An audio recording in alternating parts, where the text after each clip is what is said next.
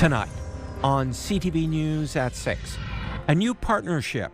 And we want to be able to support them and to start delivering the products not in 10 years, but in 2026. Algoma Steel and a defense manufacturer are forming a joint venture. They were evacuated because of a water crisis. Alberta being a hotel cooped up, especially the babies and the toddlers and the teenagers, whoever, right? It could still be a few months before Kashechewan residents are allowed to return home. And the dresses are ready. Sometimes we have moms come in, grandmas who maybe need a dress to wear to the graduation, to wear to these events. A program in Sudbury to help students during prom and graduation. CTV News at 6 with Tony Ryma and Rick Wyman with weather. Good evening. So glad you're with us on this Tuesday. An early morning crash has killed 2 people south of Sudbury. OPP say a 2-vehicle collision happened around 7 this morning on Highway 69 near Britt. Highway 400 northbound at Highway 124 on Highway 69 southbound at Highway 522 were closed for several hours while police investigated. The roads are now open. Police in North Bay and Sudbury are sharing images of a missing teen today, worrying about her safety. Police are looking for the public's assistance in finding 16-year-old Hope. She was last seen April 1st around 5:30 p.m. in the 700 block of Lakeshore Drive in North Bay. Police say it's possible the teen has traveled outside of North Bay as she has known contacts in West Nipissing and Sudbury. Hope was last seen wearing a black and white jacket, burgundy pajama pants with teddy bears on them, and white Nike shoes. Hope is described as 5 foot 7 inches tall, 150 pounds with a medium build. She has dyed red shoulder-length hair. Anyone who may have seen her or has any information is asked to contact North Bay Police.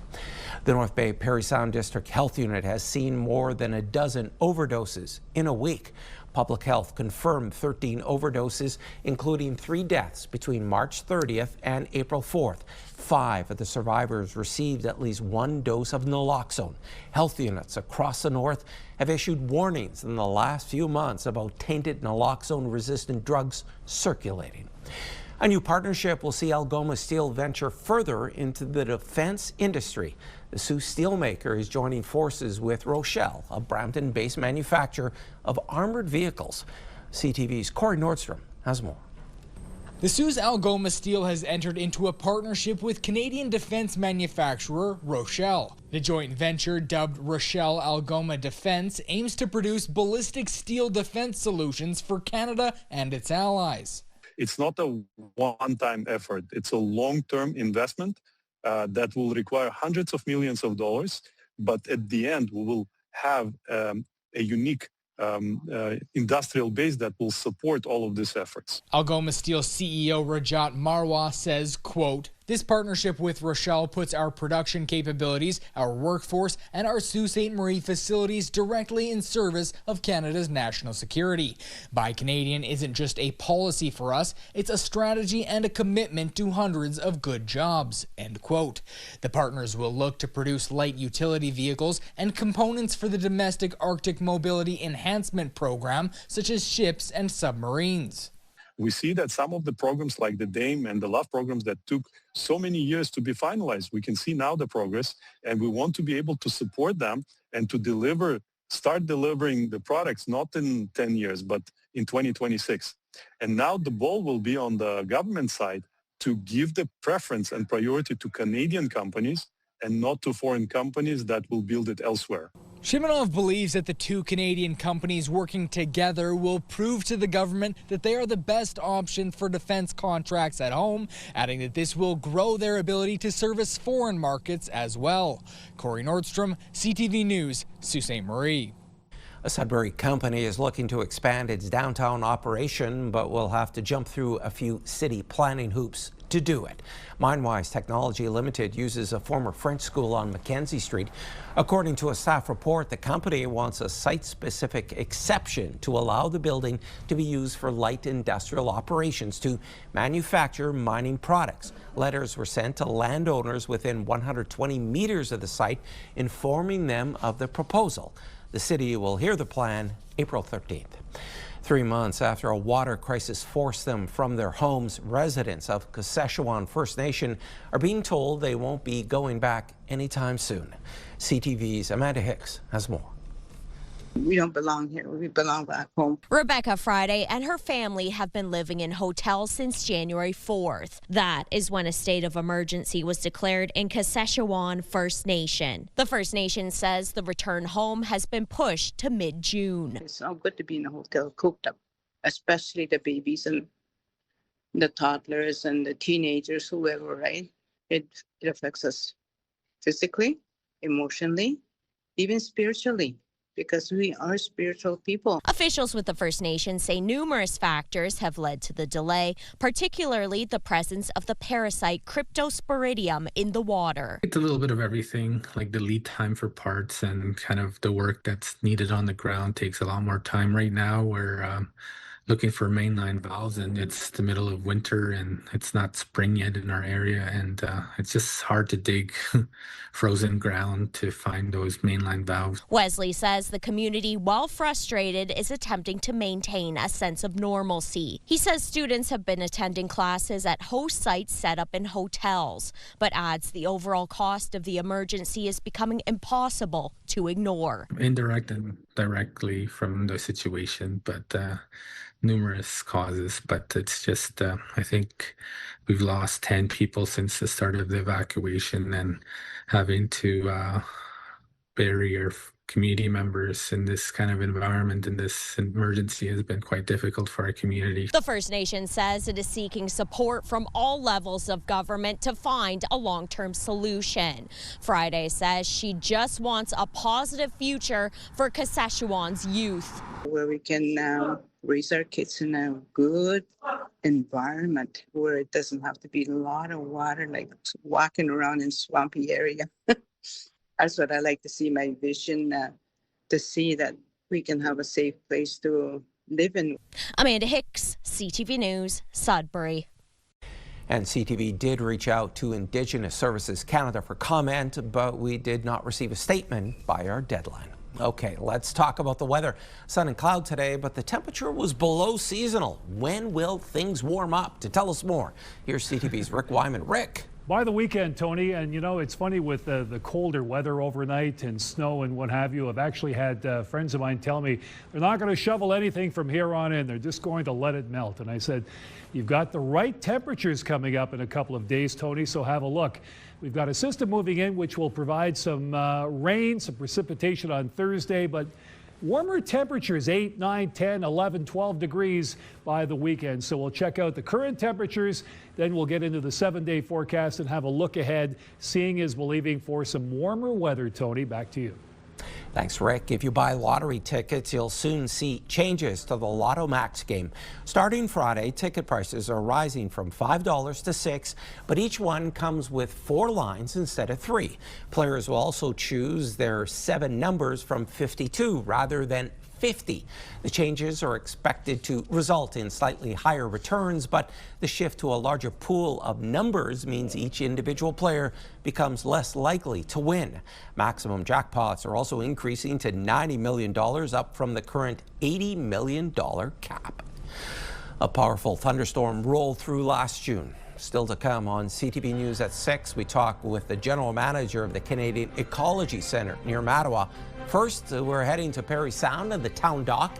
This live webcam is from Northern Creations. It's -3 degrees. We're back in just a few minutes. Pure Country 91.7. Sudbury's home for the best country music. Listen for your chance to win $50,000 with Pure Country's big $50K payday. A new hotel is coming to North Bay. Eastview Development Limited announced today the construction of a 98-room Hyatt Studio hotel. Hyatt Studios are more like apartment suites intended for longer stays. The new hotel will go up at Gormanville and Eloy Roads. No timeline for construction has been released, but the company says that will be shared in the near future. The Canadian Ecology Centre near the town of Mattawa has been closed since June 21st last year after a powerful storm at a local provincial park. CTV's Madison Merrier has more on the story.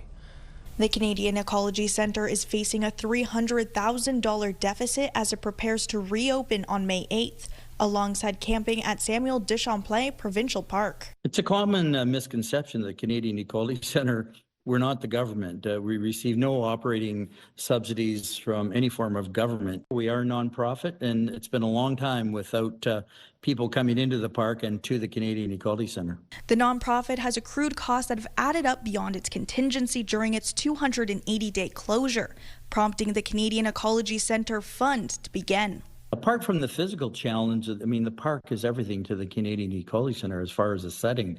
And so that'll be challenging in itself. But right now we are facing a financial challenge, to be sure, because we need that revenue. We've got debts to pay. We held back a lot of down payments before the storm based on the summer of 2025. So we've got to dig ourselves out of this financial hole. The 9th annual Earth Day Book Talk will be the first of several fundraisers. It's gratifying to know that, you know, the community is stepping up. Not only do we have our own fundraisers, but we have individual efforts in the community stepping up. There's going to be a reptile camp fundraiser. There's another group forming a session with a bunch of community bands as a fundraiser, and there's others, I think, in the works that people want to do. The Provincial Parks Museum, some hiking trails, and more are open, but the west side of the park, including Jingwakoke Campground, remains closed as repairs are ongoing. Madison Marier, CTV News, Sudbury. With gas prices higher than ever, the things we buy, from groceries to clothes, are starting to go up. CTV's Heather Wright has more on how some companies are coping. English cheddars, French bries, provolone from Quebec. Good Cheese in downtown Toronto stocks products from around the world and is among the many grappling with the impacts of international events. The first thing that you're going to notice is the price of shipping is going up. So that's definitely we're feeling the pinch on that. Not only are shipping costs up, owner Luke Champion says so too are the prices of many cheeses he sells from both international and domestic suppliers. Champion is absorbing as much as he can, but worries about the unknown. We're feeling it a little bit, but we're concerned about what's to come. Businesses, households, grocers, and airlines are all feeling the impact of the war in Iran, now in its 6th week. The average price of regular gas in Canada is up 51 cents a litre since February 28th. Diesel has climbed an average of 74 cents a litre, while jet fuel has surged $1.05 a litre. And many companies have already begun passing these prices along to the consumer. Air Canada Vacations has started implementing a $50 per passenger fee on some destinations, while WestJet will add a $60 fuel surcharge to all bookings made using vouchers from its MasterCard loyalty program.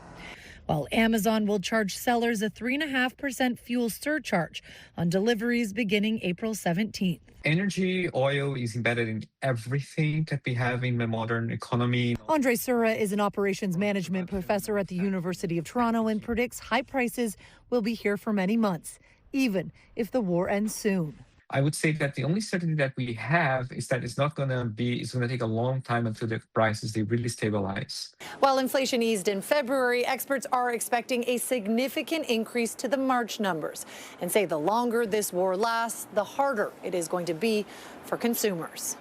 Heather Wright, CTV News, Toronto. A Winnipeg couple is speaking out after the boyfriend was accused of trying to export a luggage full of cannabis, but it turns out it wasn't his bag. Now an Air Canada employee is under arrest. CTV's Harrison Shin reports.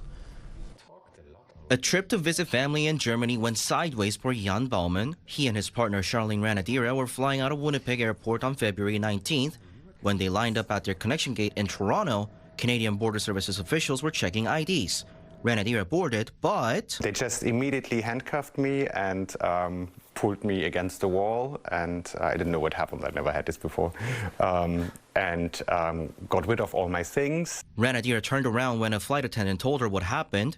Both were detained, and Baumann was accused of exporting 33 kilograms of cannabis to Germany. I just kind of started laughing, and I was like, you found, and I asked him, I was like, you found cannabis in Jan's backpack. An RCMP officer took over about 6 hours later. That's when Ranadira says she showed her doorbell cam footage from that day, showing which bags they left Winnipeg with. Bauman sent this backpack as checked baggage with Air Canada, but there was another piece of luggage that he wasn't aware of. They explained me, of course, during the discussions that somebody cut my bag tag and put it to another luggage piece, like a big suitcase. When we got to Frankfurt, we looked at Jan's bag tag, and this was his bag tag. In a media release, RCMP said they were called to help border officials on that day and on March 12th arrested 32-year-old Atasha Wethley for the incident. According to police, Wethley was an Air Canada employee working in the airport's baggage room. Ranadira says if it wasn't for the doorbell video, it could have ended badly. We did everything by the book. No, like our bags were never left unattended. We put them straight onto the belt. Everything was good. And then, oh, this whole 12-hour nightmare happened. Harrison Shin, CTV News, Winnipeg. To the moon and back, Canadian astronaut Jeremy Hansen saying after Orion went around the far side of the moon yesterday, they're seeing and learning a lot. The gravitational pull of the Earth has had a profound effect on the near side of the moon, changing all those dark mares, those dark patches of the moon you see from Earth. It's very different on the far side. While you see some small patches of those mare in deep craters, it's very much absent on that side, so that's really neat. Canadian astronaut Jeremy Hansen shared a moment from space speaking with U.S. President Trump and thanking him for the message. The crew is on its way back to Earth and due to splash down Friday night. And NASA sharing some of the images captured by the team from the far side of the moon, something humans are seeing with their own eyes for the very first time. The Artemis II crew snapping photos and taking detailed observations from the window of their spacecraft. The photos include Earthsat captured as the Earth dipped below the lunar horizon. NASA also shared a new photo of a solar eclipse. The astronauts became the first people to see a solar eclipse from the moon. All right, back now for a check on your current conditions. Here's Rick. Tony, didn't Jackie Gleason say that? Pow, to the moon and back. He did. Cramden. Honeymooners. Hey, haven't lost it yet. Forecast radar, let's check out. Before we have a peek at the current conditions, we've got some precipitation moving in right now. We'll deal with that on Thursday. But first, your current conditions right across northeastern Ontario, with the exception of Chapleau, pretty well sunny skies or sun and cloud. Moosonee -2, Cochrane -3, Timmins -3, Cap at -2 as well. Chapleau, the clouds -3, Wawa -2. In the Sioux, we've got 0 this hour. Parry Sound -3. Moving on up to North Bay, -5, Temiskaming Shores -2, and Kirkland Lake -2 as well.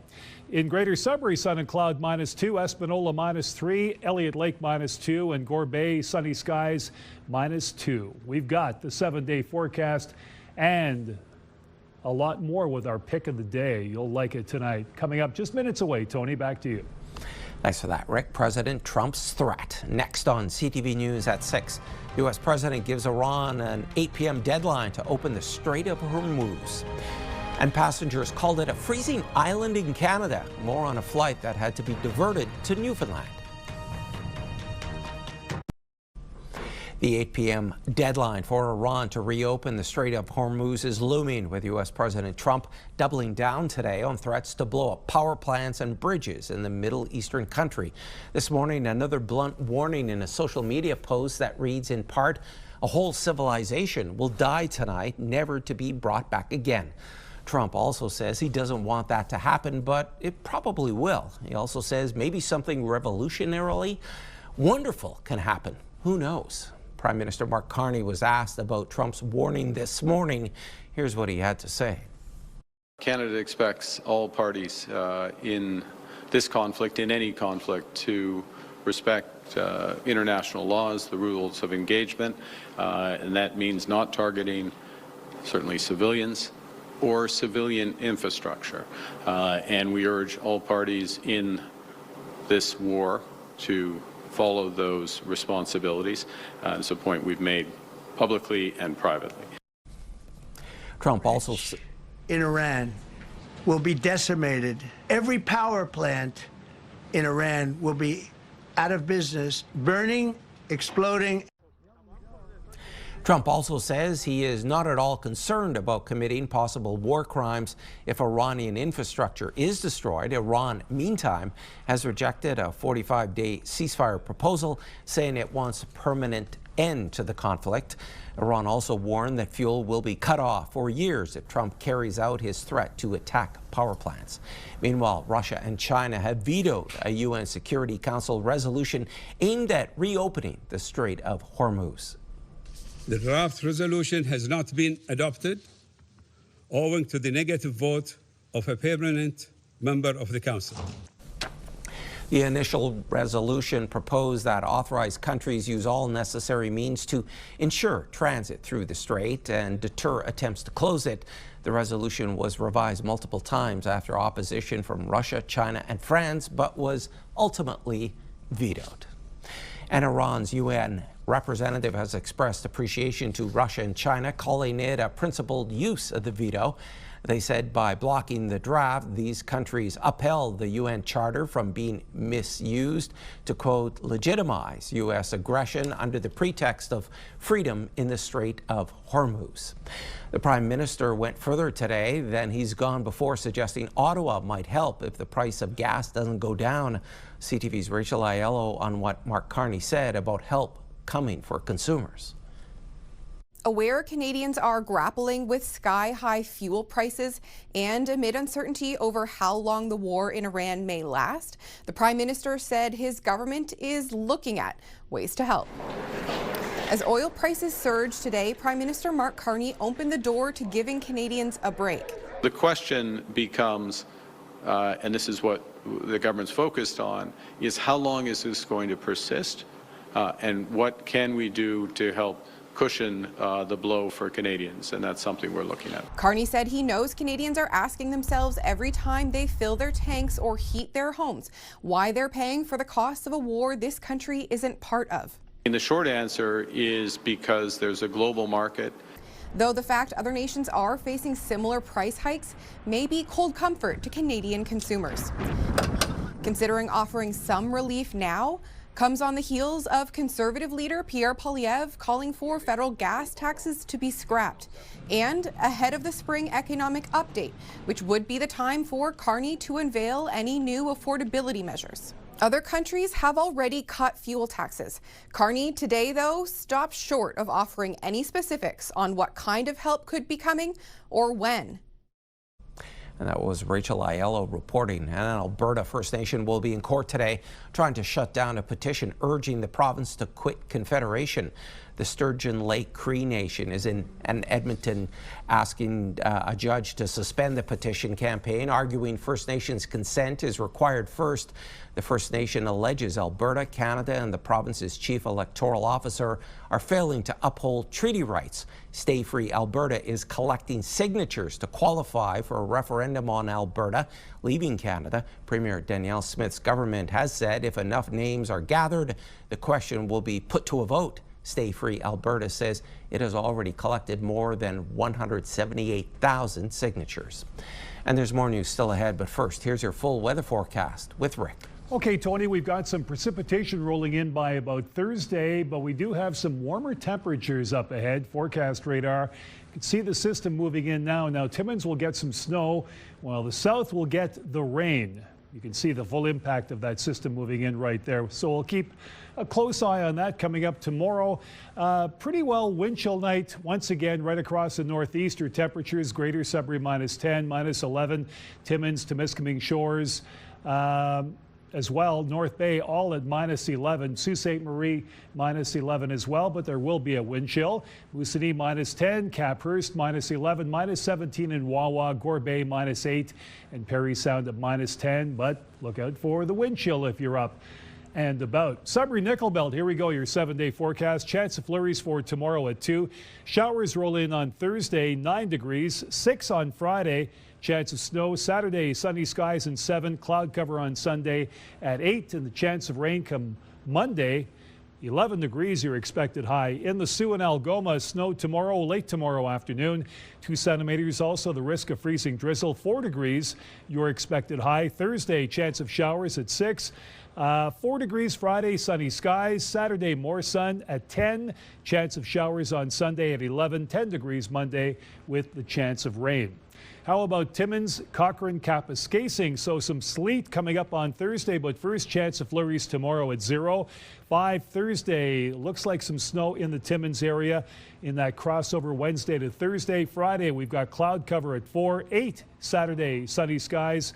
Sunday, chance of rain and chance of sleet at 60% with a daytime high of 2. Temiskaming Shores, Kirkland Lake, sun and cloud tomorrow. Some showers roll in on Thursday at 8. 5 degrees Friday with the clouds. Saturday, sun and cloud at 9. 8 degrees Sunday, some cloud cover. And Monday, chance of rain at 10. 60% chance. That's a pretty good bet come Monday. And in North Bay, West Nipissing, mainly sunny skies tomorrow at 3. Should be a nice day. Shower activity Thursday, warming up to 10 degrees. Chance of snow on Friday at 7. Saturday, sunshine at 8. Cloud cover Sunday at 9. And the chance of rain Monday, 60%. Beautiful, 12 degrees. Let's roll that pick of the day. Here we go. It's a bird fest. Dorian Beauvais. Ducks on Beverly Drive in Sudbury. Ducks just beautiful at this time of the year, scrounging around looking for food. So it's a duck fest, and we're really happy to have this picture. Hey, stick around. Graduation clothes can break the bank for some. Lindsay Alick tells us all about 2 organizations that are trying to assist at this time of the year. That story is coming up.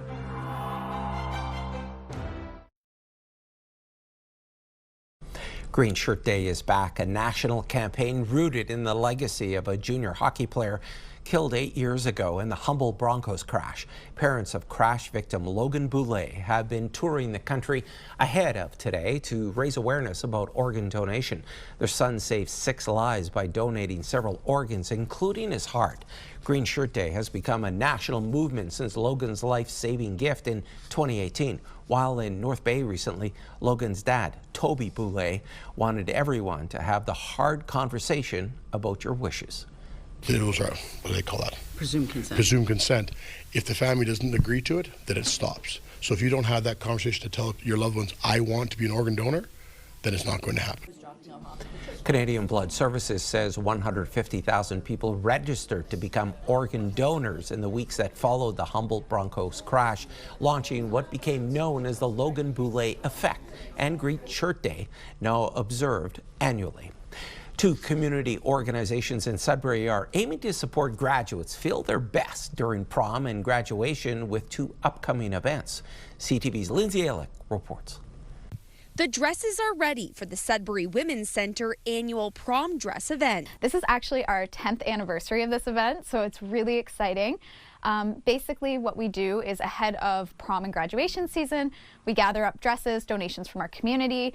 We ask a $5 donation for those who are able so that we can continue the program. The event is set for Monday, April 13th from 6 to 8 p.m. at the center.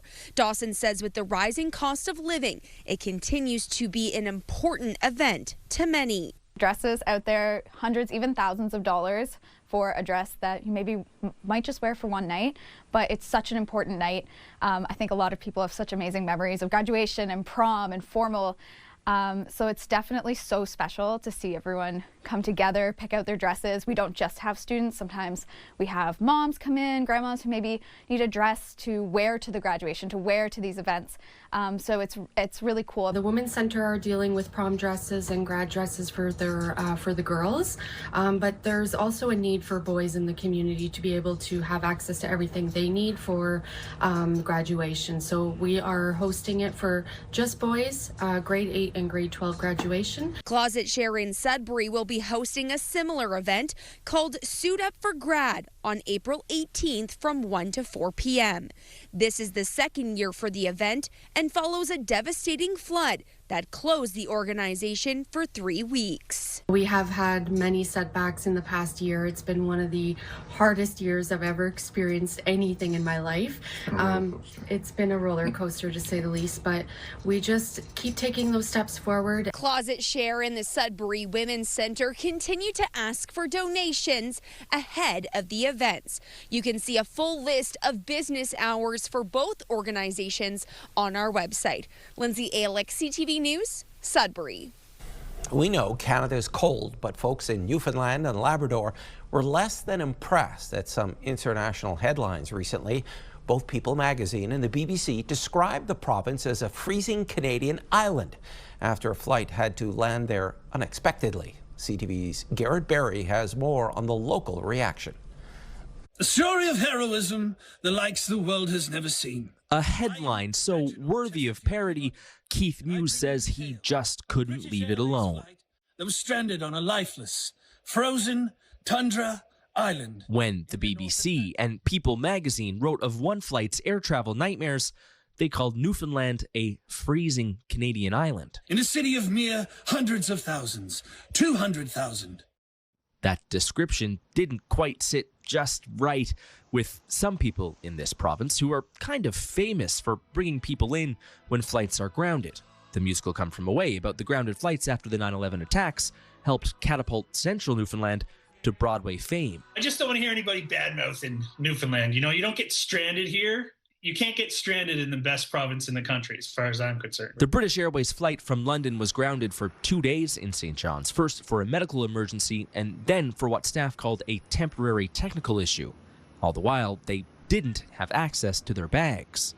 We are used to this, and the staff are used to getting called in the middle of the night to come and help, and they're very dedicated. Heather McKinnon and her team at the Delta Hotel took in most of those passengers during their delay. She says hotel staff made extra runs to Shoppers or Walmart to help passengers while their bags were stuck on board. Some were traveling for funerals, some were traveling for weddings, so that was a little frustrating, but they kept in good humor. But that headline, the freezing Canadian island, it caught the attention of this province's tourism minister, who wrote to People magazine today, complaining the headline diminished Newfoundland and Labrador. Garrett Berry, CTV News, St. John's. With unrelenting amounts of snow, limited daylight, and an average daily temperature of about -23, the city of Ecology may not be everyone's choice for a vacation in winter, but when a member of the Life Saving Society from Barrie was asked to teach others the skill of swimming, off she went for the experience of a lifetime. Being asked if I knew if the polar bear was already out of the city in case it chased me back to Apex. Yes, avoiding polar bears is all part of a day's work 2,400 kilometers north of Nunavut. Even though she had never been north of Parry Sound or driven an ATV, Kathy Gelligan-Colby says the challenge and adventure to help others become lifeguards was irresistible. And the biggest surprise of the journey may shock you too. My passion is teaching people how to swim. We do have a national crisis of lifeguards shortage, and it was my way of giving back to the community. Kathy's not only certifying individuals, but helping us build something sustainable. Honestly, the number of Filipinos and Africans that I met there, as someone who grew up in Africa, I didn't think that I would meet Africans in Iqaluit. She says she plans on returning back to Iqaluit for another aquatics teaching session, and next time she's bringing friends to help.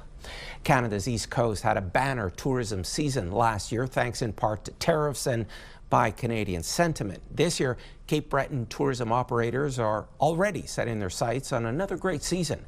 CTV's Ryan McDonald has more on how they're enticing visitors to come and to stay longer. With spring tourism season just around the corner, there's a movement afoot to try and convince people planning trips to Cape Breton to stay a little longer. We had some economic research that said if we could extend the length of stay by just 1 day, it would have a significant impact on our economy. Destination Cape Breton has launched a new marketing campaign, which includes a tongue-in-cheek promotional video online called Take Your Time. It's an idea they say came from vacationers' feedback. And then we had some visitor research done that showed that many people that have come to Cape Breton said They wish they'd stayed a little bit longer. They didn't realize how much there was to do until they got here. And a lot of them are just doing the Cabot Trail to drive it. So we do get a large percentage of people staying just the one night. The owner of this bed and breakfast near Bedeck says people booking longer trips to the island could mean added revenue from more nights sold and less of his money spent on turning over rooms. But also the carbon footprint. If somebody spends longer in one little region, they're using less gas. There's other destinations around that we're competing against like Newfoundland. Nobody goes to Newfoundland for a three-day weekend. Still, this marketing expert from Dalhousie University thinks it's worth a try to get people thinking of Cape Breton in a similar way. With price sensitivity, though, and the cost of living these days, he admits that shelling out the extra money can be a tough sell, but feels the message still might resonate, particularly with retirees who have more time and maybe more disposable income. Even if it only gets the people to do that 4th or 5th or 6th day instead of that crammed 3-day weekend, then it's a success. Indeed, the proof will be in the visitor numbers. Destination Cape Breton says while recent data shows the average stay on the island is 4.4 days, their hope is that visits of 5 to 7 days or more will start becoming the norm. Ryan McDonald, CTV News, Sydney. It's an iconic symbol of Canada. Still ahead on CTV News at 6. Canada geese are starting to nest, and a new app in Southwestern Ontario is helping people stay out of the birds' way. Clothing provided by Laura, Melanie Lynn. They're iconic symbols of Canada, while quite possibly being the least polite animal our country is home to. This time of year, Canadian geese are nesting, making them more aggressive and territorial. As CTV's Karis Map tells us, a new app is helping protect students from running afoul. Warmer weather means nesting season for Canada geese, a time of year when they're known to be aggressive. Honestly, I love the geese. I think they're a great part of the campus atmosphere. I think they're really cute. They're really goofy little guys. While some don't mind, others have stories about the animals getting a little too close for comfort. I was walking towards school, and a goose, I guess, was protecting its mate, and she was, I think, laying an egg or eating or something, and it proceeded to start wandering around it, started coming towards me and hissed at me, actually, and then started chasing after me. Encounters like this aren't new. It was almost a year ago when aggressive geese had some students in Uptown Waterloo afraid to leave their homes. And just last week, this scene in a coffee shop on the Laurier campus. It's believed the goose had wandered in through a sliding door. A new interactive map is aiming to give the birds a little more space. It's called Waddaloo.com. Launched last month, it uses AI technology to map out geese sightings and a color-coded advisory system based on their perceived aggression level. It'll even suggest the safest route to take to try to avoid them altogether. I've lived in Winnipeg, I've lived in Richmond Hill, Newmarket, Toronto. I've never seen this many geese in one area. The website's developer told CTV News he built the map because the goose problem is funny until you're the one getting chased, noting that nesting season genuinely changes how students on campus move around. Yeah, I've heard about it. I would have loved that in the beginning of the year, so I knew where to avoid, where not to go. Yeah. Because I'm really scared. If it's just so people know which nesting sites to avoid, that sounds like a good idea so that they can avoid disturbing the geese. Hoping that a little technology can help keep the peace with the geese. Karis Map, CTV News, Waterloo. Cambrian College in Sudbury held its annual athletic banquet, naming 2 Northerners with top honors. Carly Papano from North Bay and Sudbury Sam George were named as this year's Athletes of the Year. Both played Golden Shields volleyball. Papano was named the OCAA First Team All-Star and a Canadian Colleges Athletic Association Academic All-Canadian. George was an OCAA All-Star and a CCAA All-Canadian. The second round of the OHL playoffs will continue for 2 northern teams. The Sioux Greyhounds and North Bay Battalion are preparing for conference semifinals against the top seeds in the East and West. CTV's Eric Tashner talked to 2 key players in the North Bay lineup. After an emotional and energy-draining first-round series victory over the Peterborough Petes, the North Bay Battalion are focused on the road ahead. Within our room, we know what we can do as a team, so we definitely are holding ourselves accountable. The troops faced adversity against the Petes and remain unfazed at a daunting task, stopping the Brantford Bulldogs' high-powered offense. Hard series. That's a great team over there. We're just going to do the best best we can, try and be successful. It's the cliche stuff, but it's blocking shots at the right time. It's winning our 50-50 puck battles.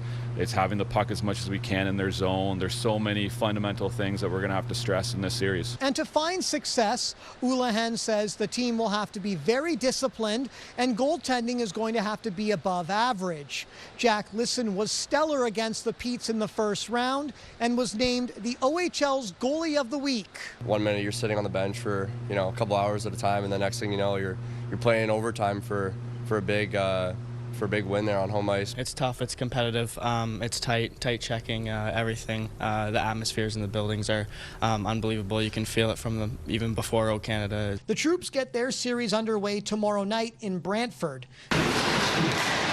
Meanwhile, Sault Ste. Marie has to wait until Friday for its first game.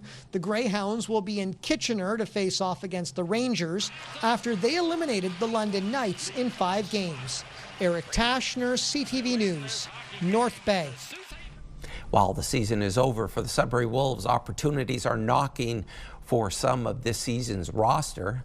Jan Hovan had a breakout season with the club, netting 28 goals and 55 points in the regular season.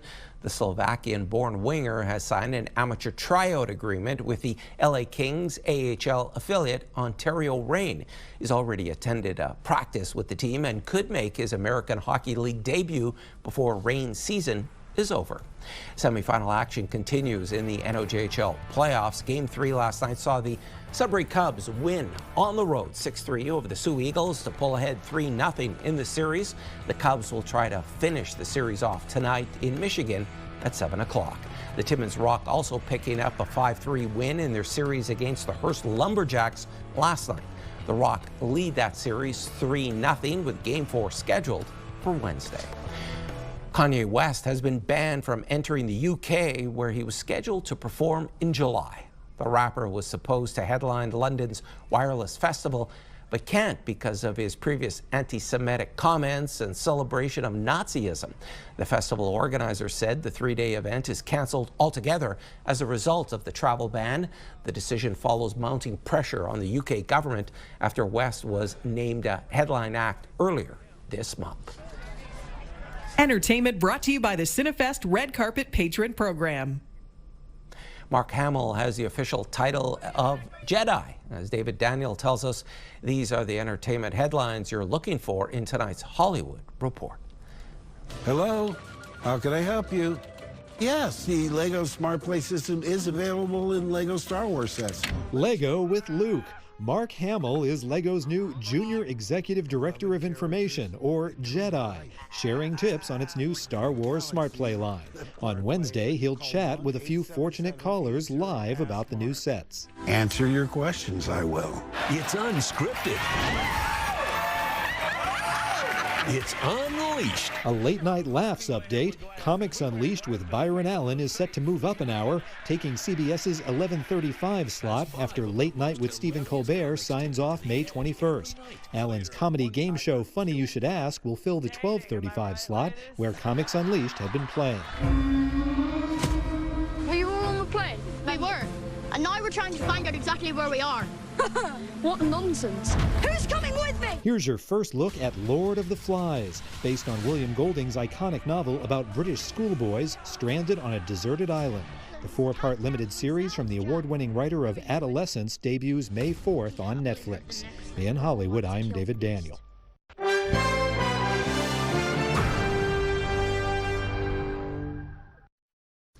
A mining company based in BC is reporting that some of its workers in Mexico have been killed. BNN Bloomberg's Marella Fernandez has more. Vizsla is based in Vancouver. It confirms that 9 out of 10 workers kidnapped back in January are dead. The employees worked at the Canadian company's silver mine in Sinaloa State. It's known for cartel violence. Mexican officials say the group may have been mistaken for gang members when they were abducted. One of the workers is still missing. Here are the closing numbers for the day. The Canadian dollar is up to 71.98. West Texas Intermediate is up to $112.95. Western Canadian Select is down over $1 to $79.49. And the TSX gained 55 points today. Those are your business headlines. I'm Marilla Fernandez. Here are the current prices for some key commodities we watch. Gold is up $56.17, closing the day at $47.05, 22 U.S. an ounce. Silver is up a penny. Copper slipped a cent, and nickel moved forward a penny, ending the day at $7.60 U.S. a pound. Rick is back now for one last look at your Wednesday weather. Some interesting temperatures and conditions for tomorrow. We've got the chance of flurries in Greater Sudbury, a high of 2 degrees. In Timmins, 0, chance of flurries at 40%. A couple of centimeters of snow in the Sioux. Your expected high around 4. The centimeters will start to accumulate in the afternoon. North Bay, mainly sunny at 3, 8 degrees. Parry Sound, some sun and cloud, and partly sunny. Tony, Temiskaming Shores with a high of +1. Some precipitation rolling in. By Thursday, we'll have more on that and get into the wherefores and whys tomorrow night. Tony, back to you. Thanks for that, Rick. And finally, there are big lottery jackpots, and then there's the jackpot won by someone in the U.S. last night. The Powerball lottery says someone won the $231 million U.S. grand prize. A ticket matching all 5 numbers came from Delaware. The winner can claim annual payments or a lump sum around $105 million U.S. That works out to roughly $147 million bucks Canadian. The victory resets the Powerball jackpot to a measly $20 million. And folks, that's CTV News at 6. I'm Tony Ryma. Thanks for watching. More news comes your way at 11:30 with Ian Campbell. Good night.